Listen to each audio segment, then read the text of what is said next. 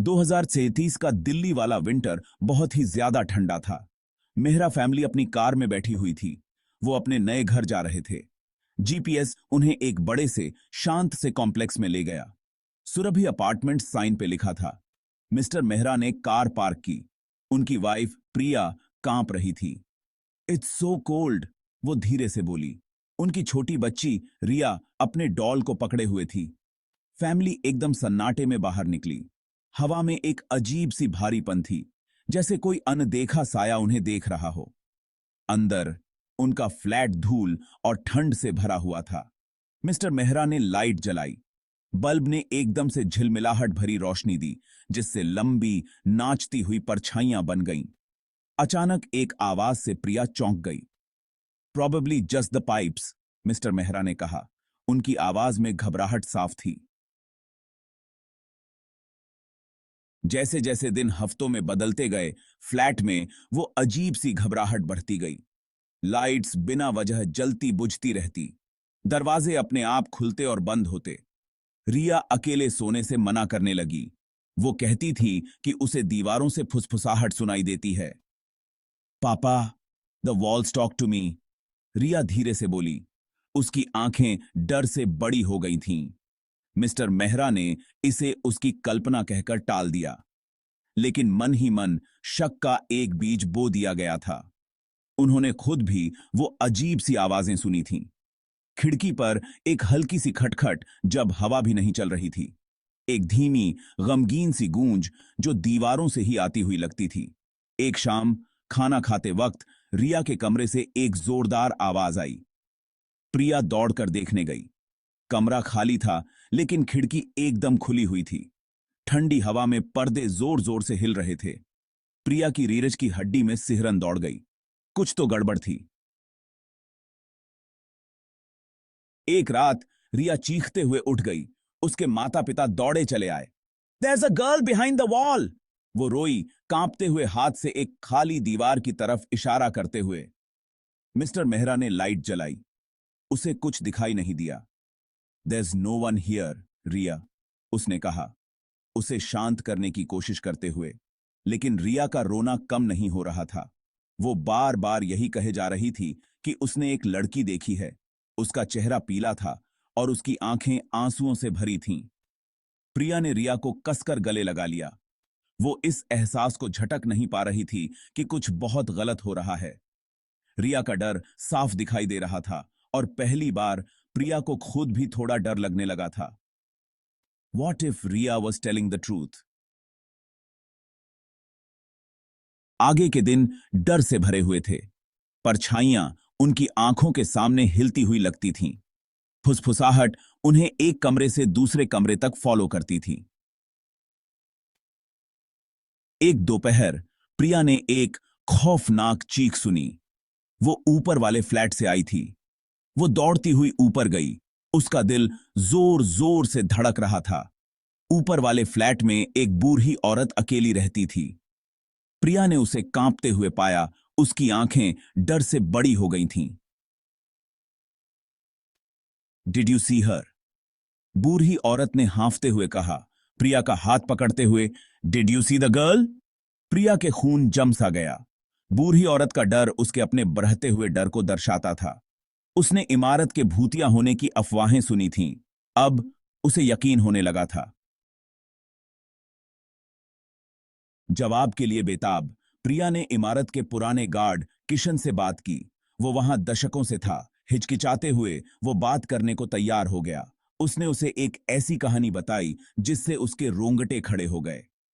Years ago, Kishan ने शुरू किया। उसकी आवाज धीमी थी।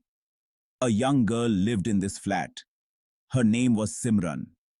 One day, she vanished without a trace. वो रुका। उसकी आंखें एक दूर के गम से भरी हुई थीं। They say her spirit still wanders these halls, searching for peace. प्रिया सुनती रही। उसका दिल तेजी से धड़क रहा था। वो जानती थी मन ही मन कि यही वो सच्चाई थी जिससे वो डर रही थी। सिमरन का भूत सच था, और वो उनके फ्लैट की दीवारों में कैद था। किशन ने आगे कहा। उसकी आवाज थोड़ी कांप रही थी। They never found Simran's body. But rumors started. Whispers of a family argument, a struggle, a terrible accident. उसने प्रिया की तरफ देखा, उसकी आंखें दुहक से भरी हुई थीं.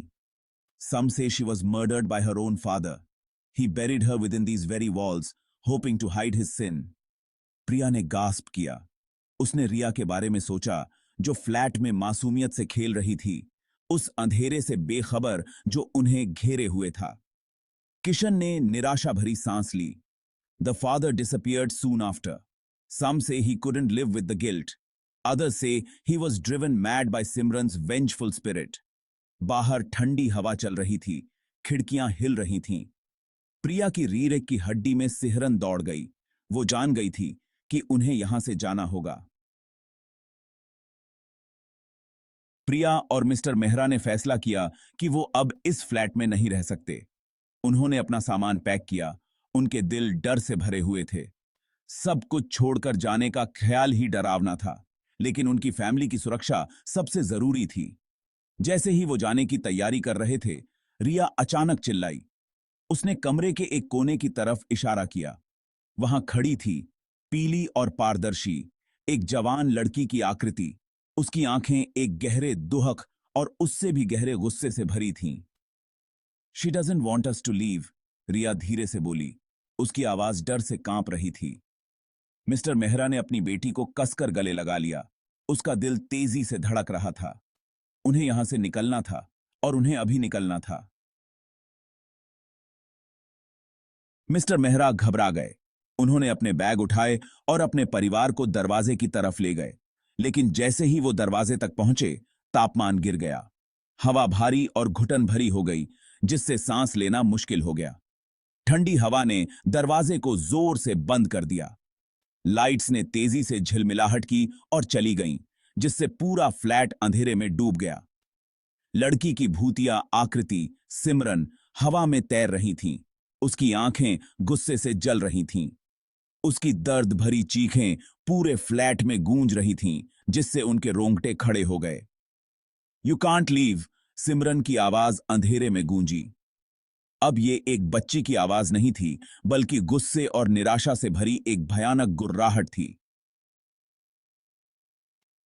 You can't leave me here alone. डर ने उन्हें ताकत दी. मिस्टर मेहरा ने अपने फोन के लिए टटोला. उसकी हल्की सी रोशनी उस घुटन भरे अंधेरे में उम्मीद की एक किरण थी. उन्हें अपार्टमेंट की चाबी मिल गई और उन्होंने दरवाजा खोल दिया. सिमरन की दर्द भरी चीखें तेज हो गईं, लेकिन उनकी ताकत कम होती जा रही थी. वो भागते हुए फ्लैट से बाहर निकले, सीढ़ियों से नीचे उतरे और ठंडी रात की हवा में आ गए. जैसे ही वो गाड़ी में बैठकर वहां से गए, मिस्टर मेहरा ने इमारत की तरफ देखा. एक हल्की सी सफेद आकृति सबसे ऊपर वाले फ्लोर की बालकनी पर खड़ी थी. उन्हें जाते हुए देख रही थी. सिमरन. मेहरा फैमिली कभी भी सुरभि अपार्टमेंट्स वापस नहीं आई. उन्होंने उन भयानक अनुभवों को भूलने की कोशिश की, लेकिन सिमरन की उन भूतिया आंखों की याद उन्हें सताती रही. सुरभि अपार्टमेंट्स का वो फ्लैट खाली ही रहा.